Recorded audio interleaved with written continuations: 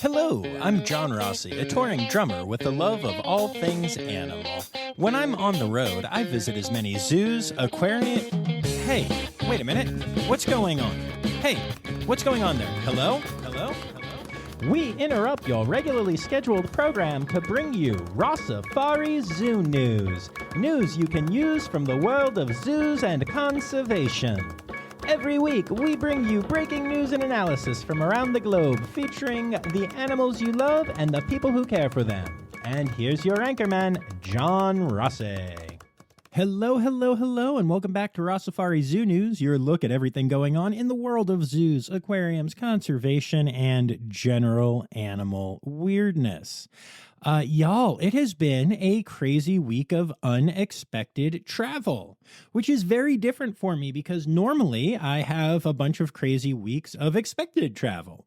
But this week we had a bit of a family emergency. And so this week I ended up going from all of my North Carolina time to Miles time, then one day at home before taking a road trip to go and be there for the family emergency situation-y type thing. Then, on top of that, and don't worry, everyone and everything is fine. But yeah, on top of that, my car blew a tire on the way to said emergency, so the travel took a whole day longer than expected. But it's all good. And while I wasn't able to dive in as much as I had hoped in my new volunteer position at Aquarium of Niagara, I was actually able to start, which was wonderful. I had a great first day, and on the Friday this episode drops, I'll be chilling there again, doing the thing. It's a really cool opportunity, and I'm really grateful to be part of a team at an AZA facility after talking about all of this stuff for so many years. So yeah, I'm hoping this week will calm down a bit, but who knows? But I'm telling you all of this in part to update you on my life, because that's what I do, but also because I ended up recording this episode kind of early this week as time allowed. So if you sent me something and didn't hear your name or didn't hear the story and you thought it might be a bigger one, listen again next week. I may have just not gotten to it before I recorded this week. And yes, if you happen to be new here and aren't sure what I'm talking about, you can submit things to me, and I may include them in Zoo News, and whether I do or not, I'll thank you at the end of the episode. You can tag me in them at Rossifari on the socials and make sure you're following along, or email them to me at rossifaripod@gmail.com. I'm also at RossifariPod on the TikTok machine, and you can DM me and just all the things. So yeah, it's great to have you all here, and without further ado, let's get into it.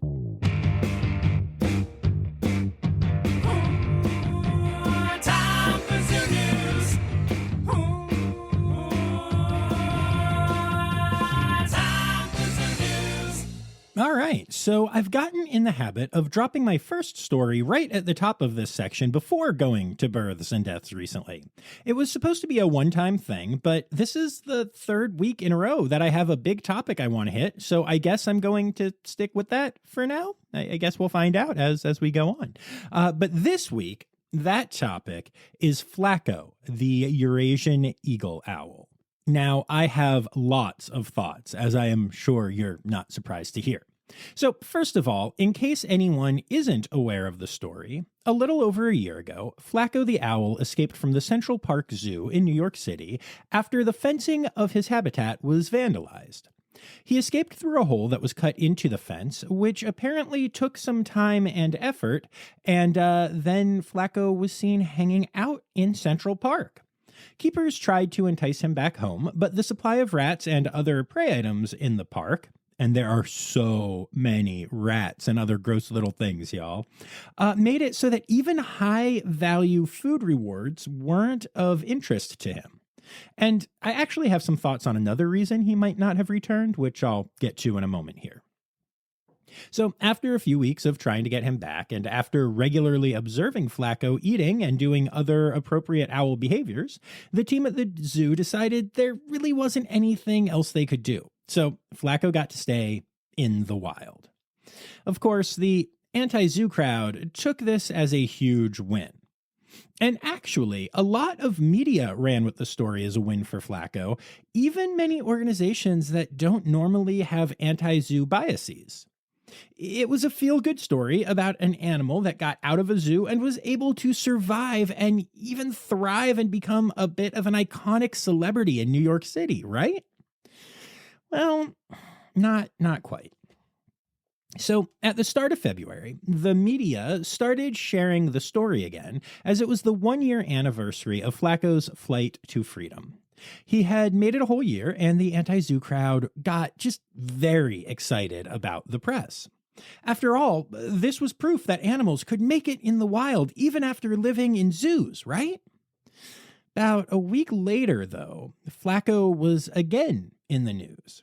And this time it was because reports were coming out that he had become the term that was used was a peeping Tom. He was regularly seen sitting outside the windows of businesses and even residences, just watching the people. Intently watching, according to many. Some behavior experts said it seemed like he was missing the human connection he grew up with. The anti-zoo crowd scoffed, of course.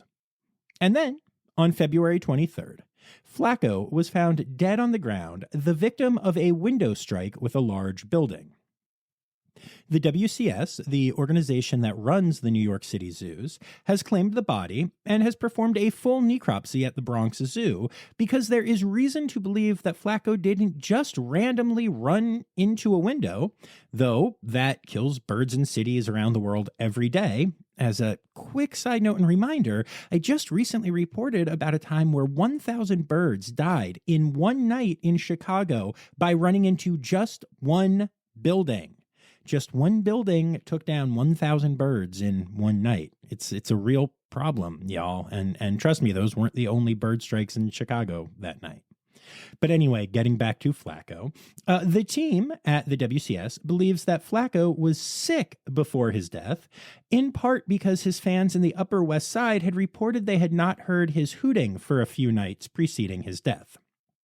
So, in the end, Flaco made it roughly 13 months from the day he left the Central Park Zoo to the day his life ended prematurely.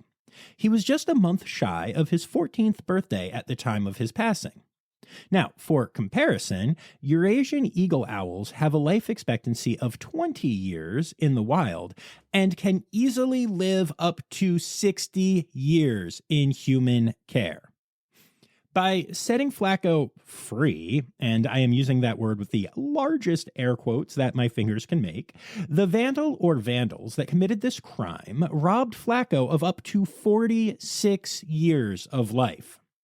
And of course, the anti-zoo crowd is saying that it's better to have 1 year of freedom than 46 in prison. In captivity, the word I have stopped using here because the connotations that it has simply don't really apply to what life in a zoo is like for most animals, especially if it's a good zoo, an accredited facility. The fact that Flaco made it a full year in the wild is frankly a miracle. Birds that are raised in human care are simply not equipped for life in the wild. Heck, birds born in the wild aren't really equipped for life in the modern wild as it is experienced by birds that live around humans, and especially in cities. That's why the life expectancy of Eurasian eagle owls is 2 to 3 times as long for birds in human care than it is in the wild. By all indications, Flaco didn't have an amazing year of a free life. It sounds like he got lonely, missed human companionship, didn't learn how to navigate the city particularly well, possibly got sick, and died for it. Also, those hoots that fell silent near the end of his life? Flaco's fans said they fell in love listening to them, finding comfort and joy in them night after night. And while humans loved these sounds, many bird experts say he was probably hooting looking for a mate, one that he would never, ever find in New York City. For all the comfort these sounds brought to New Yorkers, they were very likely the sound of an animal that couldn't find the comfort and joy it was seeking night after night. And going along with that, If he did end up sick before his passing, as is believed, there are a bunch of possible things that may have caused it. For instance, it's very possible that he ingested some form of rat poison from the rats that he ate, or he got lead poisoning from the environment there, or even the avian influenza that has been traveling around the country and the world these last few years. Of course, the anti-zoo crowd, and yes, you'll notice that I'm using that term pretty exclusively now because the term animal rights activists just sounds like way more positive than I think these groups deserve to seem, but I digress. The anti-zoo crowd is saying that just the fact that Flaco didn't return to his keepers is proof that he didn't want to be at the zoo, and that whatever the results of this failed freedom experiment are, the fact that he didn't return is proof that he didn't want to be in the zoo and preferred being free, even with the associated risks. But, and this is something I haven't seen in, honestly, any of the media I've looked at about this, and I've looked at a lot. I have a different thought about why Flaco didn't return home. Birds tend to spook very easily. Very, very easily. They take flight or fight to a very literal place since they can literally fly away from any threat.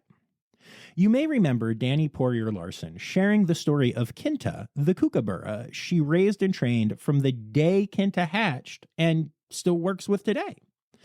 Well, one day, Danny wore a headband to work. And it freaked Kinta out. She literally was unable to accept Danny in a headband, despite the fact that Danny was the consistent thing in her life from day one. I have also had the opportunity to meet many birds who freak out at the drop of a hat, both literally and figuratively.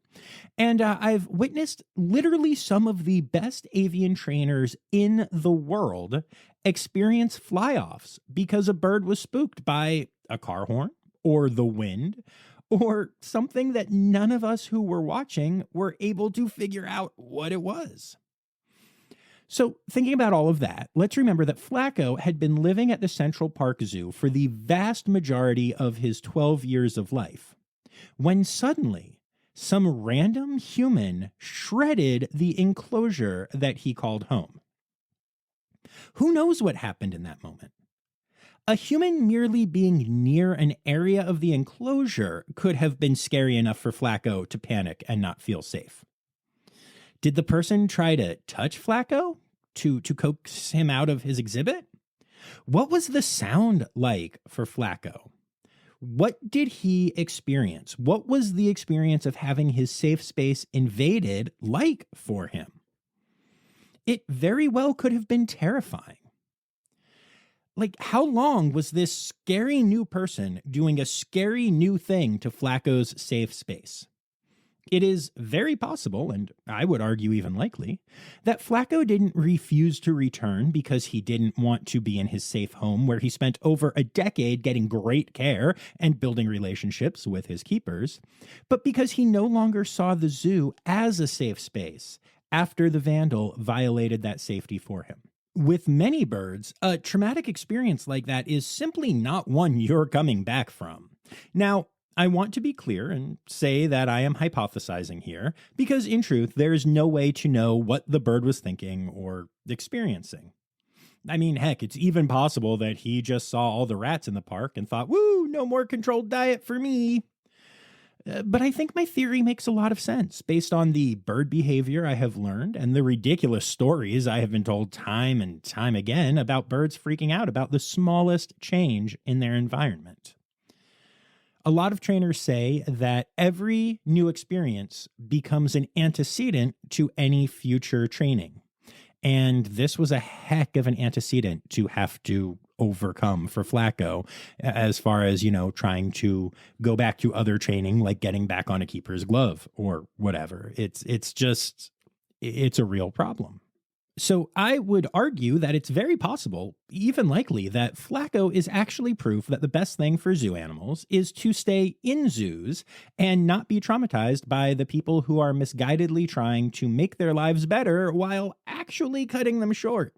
and that Flaco already represented this idea before his untimely death, just based on his behavior in New York City.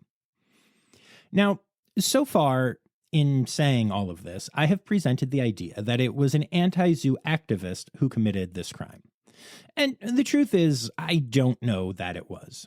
It could have been a kid being dumb, someone doing a dare, etc. There are a bunch of possibilities, and the NYPD has no leads. But the fact that the anti-zoo crowd applauded this act of vandalism says it all. Whether it was one of their group that did this or not, they cheered it on, and as such are complicit in his sadness and in his death. And look, here's the thing. It would be easy to claim that I am biased as a person who loves zoos, and I mean, obviously I host this dang podcast. And of course, I freely admit there is some of that bias here. Of course there is. But I have worked hard to look at this issue from a scientific perspective. I have also seen firsthand the incredible care provided to animals at the good zoos and aquariums around the country. I am confident that I am on the right side of this discussion. I'm not a zoo fan because I host this podcast. I host this podcast because zoos convinced me that they are amazing places with amazing people. Flaco simply isn't the new symbol for animals being free from zoos. He wasn't that before his death, and he certainly doesn't remain that after barely making it 1 year in the wild. Instead, Flaco is the new Keiko, the killer whale who activists worked to get set free after he starred in Free Willy, and who went on to have a short and traumatic experience in the wild before dying way too young. But the scary thing is, people on the other side of this argument lie to themselves about what happened to Keiko, and are already starting to lie to themselves about Flaco. They are making a tragedy into a positive, uplifting, heroic tale, all in the name of advancing their agenda. And this is the new norm, it seems, where everyone is so entrenched in their views that they would rather distort reality than even just admit that life is far more complex than the often black and white coloration we like to give it. When we pull all the feel-good vibes away from this story and look at it factually, the most likely scenario becomes: Flaco was traumatized by someone trying to give him the, quote, gift of freedom.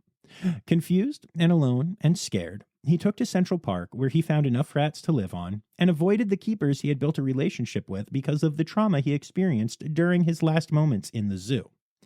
In just over a year of time in the wild, he hooted nightly looking for a mate that would never come, spent time staring into windows trying to reconnect with humans after losing the relationships he had at the zoo, ate rats or encountered lead or something that possibly poisoned him, and ended up flying into a window, stealing anywhere from 6 to 46 years of life from him. There's no joy here. Flaco will be missed by the community that loved him and by the zoo and the keepers that have had to deal with losing him tragically twice now. There is no hero here. There is no joy. It's a sad story from the moment the vandal struck the enclosure until the moment Flaco struck that building. However, I do have one positive that may come from this. New York State Senator Brad Holyman-Sigel has announced a push to get 2 pieces of legislation signed into law: the Dark Skies Protection Act and the Bird Safe Buildings Act, which has since been renamed the Flaco Act. These acts would combine to reduce light pollution and ensure that new buildings would use bird-friendly glass, 2 things that would greatly help wild birds avoid the fate that befell Flaco. If these laws do manage to pass, then at least this sad story will have a beautiful epilogue. Rest in peace, Flaco. I'm sorry someone put you through everything you went through.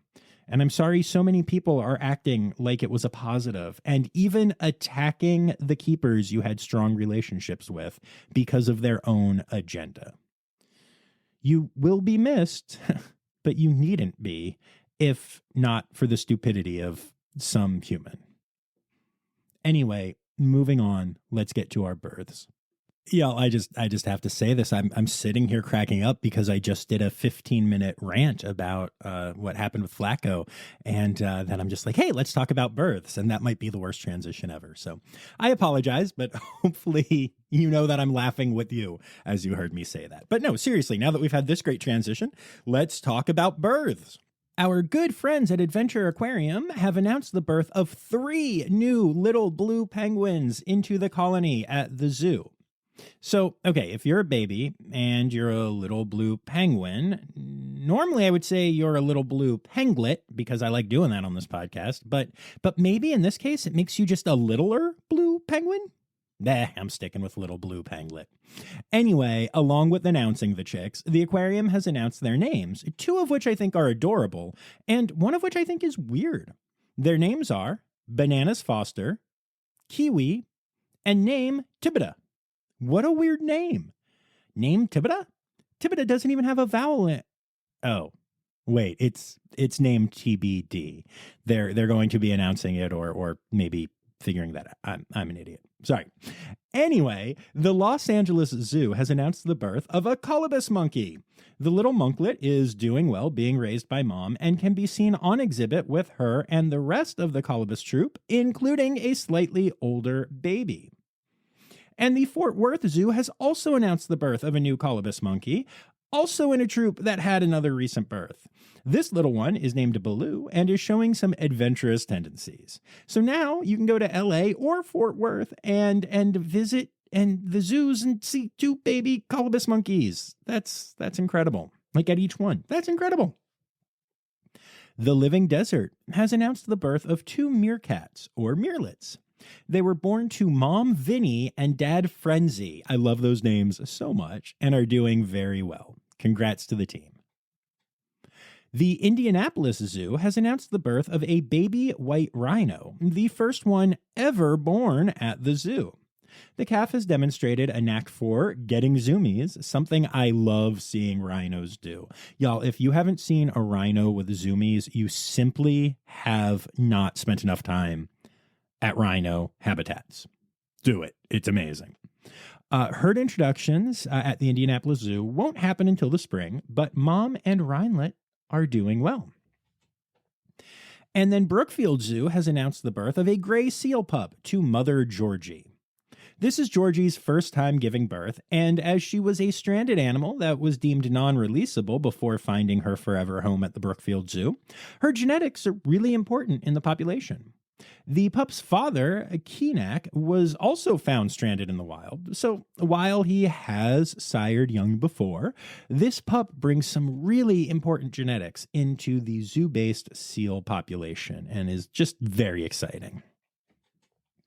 And then we will flip the coin and just hit on a couple of deaths this week. First of all, in case you missed my bonus episode this week, I wanted to mention here that Lynn, the 10-year-old red panda at the Cincinnati Zoo, passed away this week. I had lots of thoughts and audio to share about this incredible girl, so if you missed that episode, go check it out. I think it's a real nice tribute to just an incredible panda.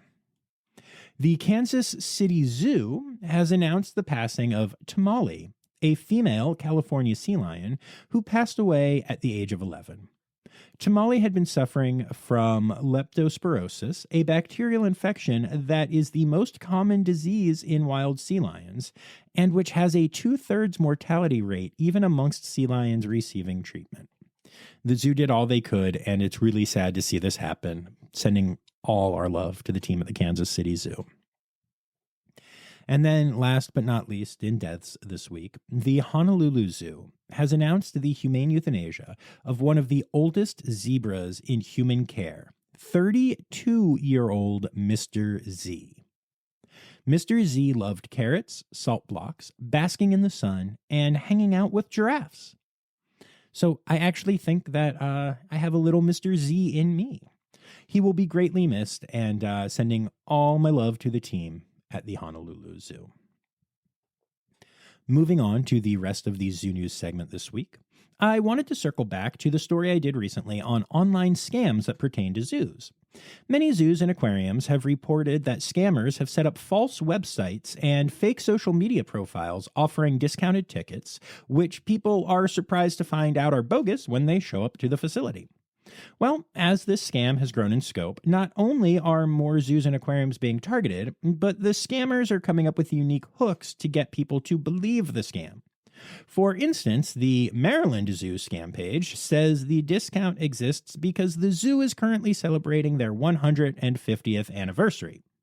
Never mind that the zoo already did that a while ago, but it does make the offer look more appealing.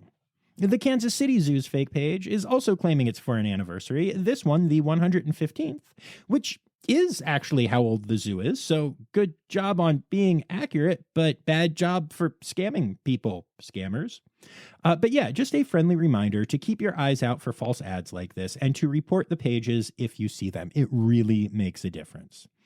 Only buy zoo tickets from the actual zoo's website or going to the zoo. And this is true kind of regardless of what zoo you're going to right now. This is a very targeted attack on many zoological facilities. Only buy tickets from the zoo itself, and remember that a deal that looks too good to be true probably is. The Santa Barbara Zoo is working hard to help save the island fox, a species of adorable fox with a very small range in California. Shockingly, it lives mostly on, you guessed it, islands. When a female pup was discovered on San Nicolas Island with an open fracture of the metatarsal bones of her hind leg, the zoo stepped in and transported her to the mainland, where the zoo teamed up with friends of the island fox to pay for the surgery necessary to repair the broken leg. Since the surgery, the fox has been doing well, recovering at the Santa Barbara Zoo, but is not a candidate for release back into the wild. As such, she will be moving to another AZA-accredited facility in the near future to serve as an ambassador for her species. What an awesome story of multiple organizations working together to save one very small, very adorable fox. The Smithsonian's National Zoo in Washington, D.C. has announced that one of their cheetahs will be looking very different the next time you visit the zoo. Lita, an 11-year-old female cheetah, recently underwent a veterinary procedure to remove a cataract which was causing her to have decreased vision and one of her eyes to appear cloudy. During the surgery, vets discovered Lita had glaucoma and a ruptured lens, which is known to cause tumor growth in domestic cats. The animal care team made the decision to remove Lita's eye so that she would not develop similar issues or suffer from additional health issues related to a possible tumor down the road. Lita is doing well post-surgery, exploring her habitat as normal and eating well. And now, when you visit the zoo, you can see a one-eyed cheetah living and thriving because of the incredible work done by the vets who went into that surgery expecting a routine cataract operation and instead used their skills and knowledge to improve Lita's future quality of life significantly. And actually, I have another cool story out of the National Zoo here in the US. The team there was looking at the bacteria living in the reproductive tract of black-footed ferrets. And to clarify, this is the healthy, normal bacteria that lives there because we all have weird little microorganisms living everywhere, including our naughty bits. Hope you're not listening over lunch, friends. Anyway, they compared in situ and ex situ populations and compared the reproductive microbiome to markers of fertility, such as the amount of viable offspring produced by females and the sperm count of males. The study found significant differences between the microbiomes of reproductively successful and unsuccessful ferrets.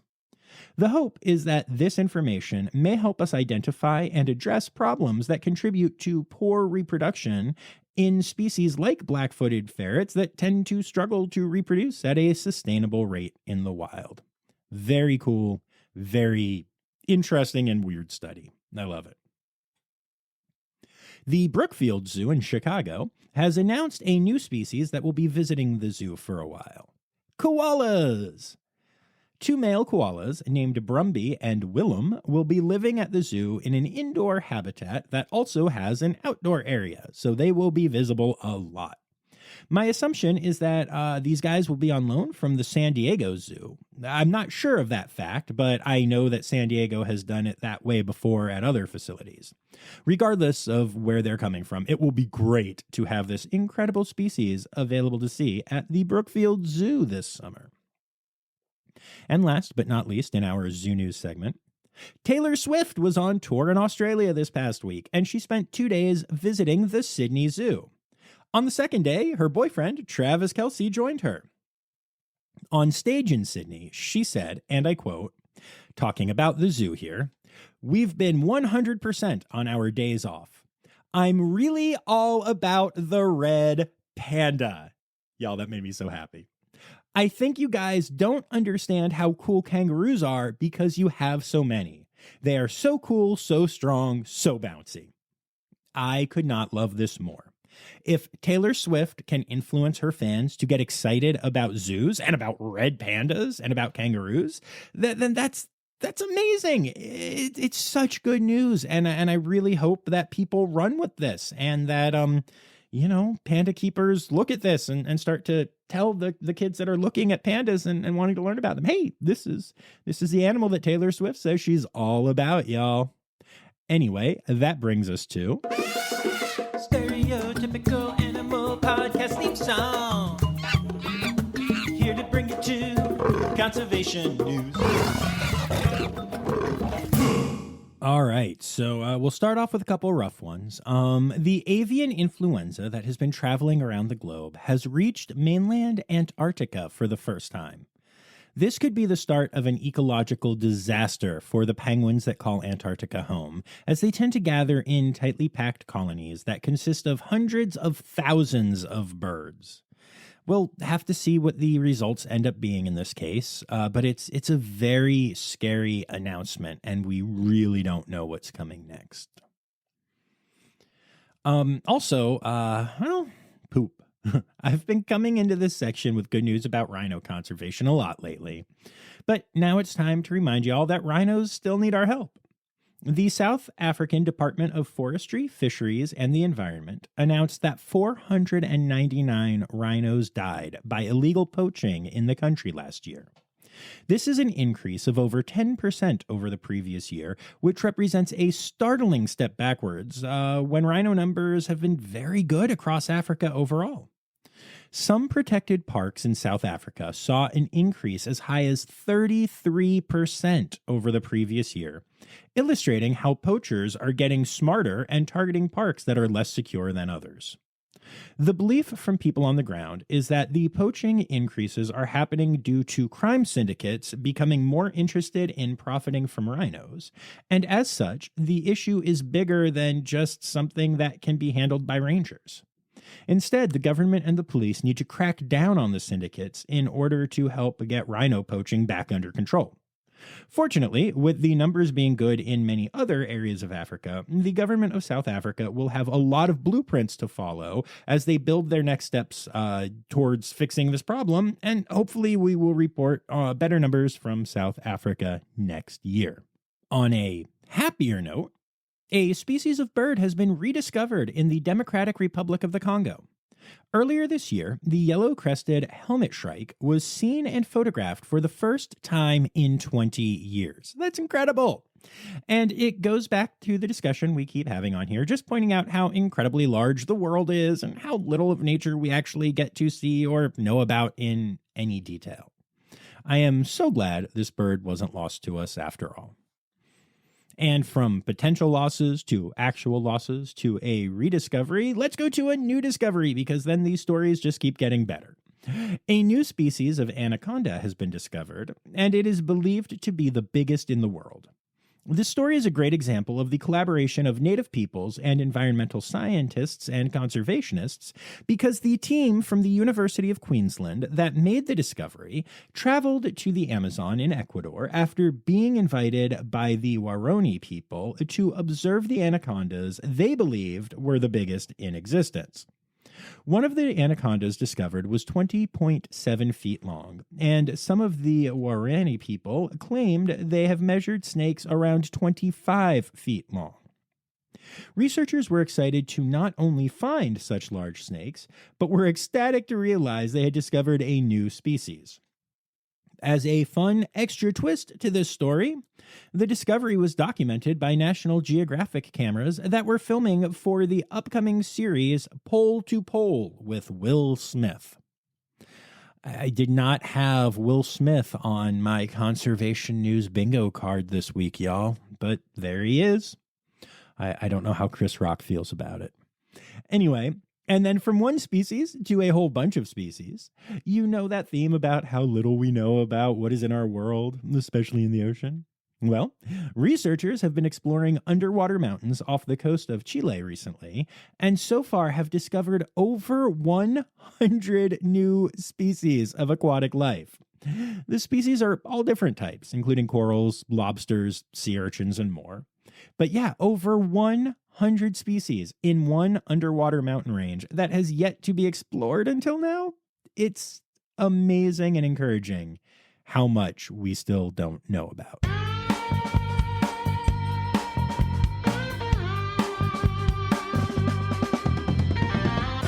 In other news, a new study shows that Joro spiders, an invasive species that has been slowly traveling around the United States, are surprisingly tolerant to living in urban environments, which might enable them to move into cities and other urban areas across the east coast of the United States. These spiders can grow to be the size of an average human palm and are orb weavers, meaning they are known for creating circular webs that are highly symmetrical. Some experts believe that these spiders are poised to really expand their population in the next year or two, and the fact that they have qualities that make them well adapted to life in urban environments may mean we see a huge influx of the spiders, and more importantly, their complex webs, in the coming years on the east coast of the US, particularly in large cities. So, have fun sleeping tonight, my arachnophobic listeners. And okay, so let's move on to something less freaky for those of you that are freaked out by those things.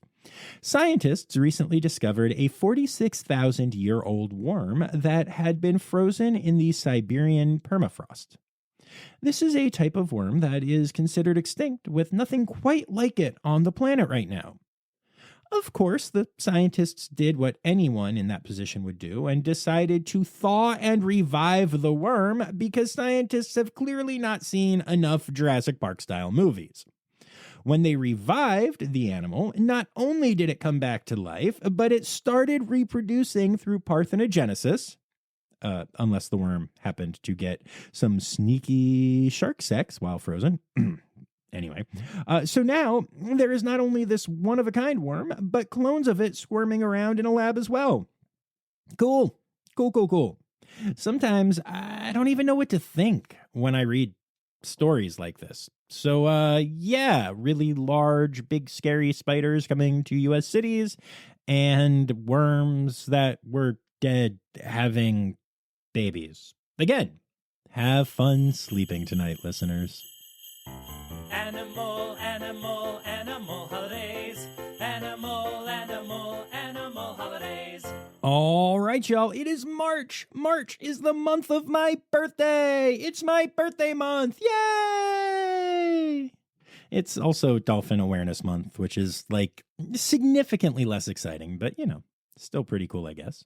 Then for the week, we have National Pig Day on Friday, March 1st. March 3rd is World Wildlife Day, and March 4th through the 8th is National Aardvark Week. And for those of you who are wondering, the real thing that really matters here is, of course, March 31st is my birthday. So we got to get through the whole month, but then we shall celebrate my... No one cares, John. No one cares.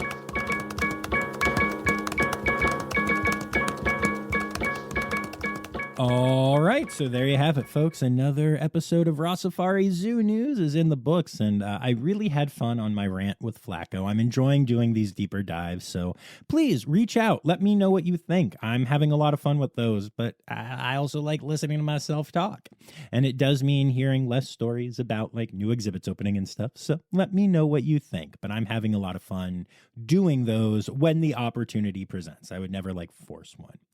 But anyway, I would like to say thank you to my Red Panda level patrons, Dr. Laura Schenk, Dr. Stephen Williamson, Barbara Bennett, and Jenny Owens.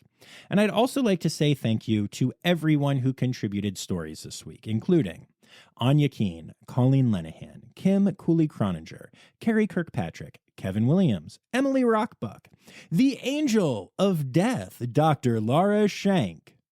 Except, I think Laura was feeling bad about being called the Angel of Death because she sent me so many births this week and only a few deaths. So maybe somebody's having a change of heart. Also, she's a doctor, so let's be honest. We probably shouldn't call her the Angel of Death. Also, she's just a great human. But anyway, yes, thank you to the Angel of Death. Nice try, Dr. Laura Schenk. Karen Musklow, Sam Evans, Melissa Reed, Jay Meredith, who, by the way, if you don't follow Jay, he's an amazing photographer, and he recently had the opportunity to go and take photos of the turtles at the Turtle Survival Alliance. They're incredible shots. They're amazing. He does amazing work, and make sure you're following. I will post some of his photos to give you a link to follow.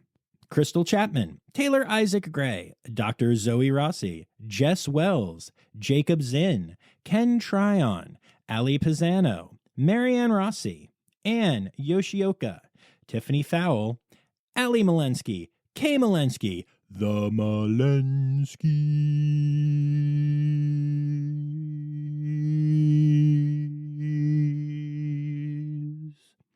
And then last but not least this week, I need to give a huge shout out to Matt Patford. Matt lives in Australia. And upon listening to my episode where I recently discussed just how amazing I find Australia and how I have always found Australia to be an amazing place, he just opened the archive after checking first to make sure I would be interested in this, which was actually really appreciated as well. He sent me a bunch of really cool photos from Australia, from zoos and from other wildlife excursions that he's had, showing me the animals and sharing what the experiences were like. And honestly, just making me feel like I was there and I was experiencing a side of Australia that I haven't gotten to experience yet. And it really meant a lot. I was very appreciative. And, Matt has shared more than just that with me, but I'm really grateful to have, I can't call Matt really a friend yet. We're getting there. We're getting to know each other, but just the fan who listened and heard this thing and was like, I can make this guy's life better. I can make him happy, and did. And it was like a multi-day project as he found these photos and sent them. And just, it was never too much. It was always the right amount. And they came in kind of slowly over time. And I spent time looking at them and shared them with Zoe. And it was just a really cool experience. So Matt, thank you so much for that. You deserve this big shout out here because I really do appreciate you just so much. Yeah. And so there you have it, folks. That's everybody who contributed this week. And I guess all I have left to say is that the words Newsy credits backwards are Stider Kiswen. The Rossifari podcast is produced, hosted, and engineered by John Rossi. Editing and fact-checking by John and Dr. Zoe Rossi. Our theme song is Sevens by Nathan Burke, performed by Nathan and John. Interrupting John theme and additional voices by Taylor Isaac Gray. You can reach John directly on Instagram and Facebook at Rossifari or by email at rossifaripod@gmail.com. Rossifari is part of the Daydreamer Media Network. Now, stop listening to me and go visit a zoo.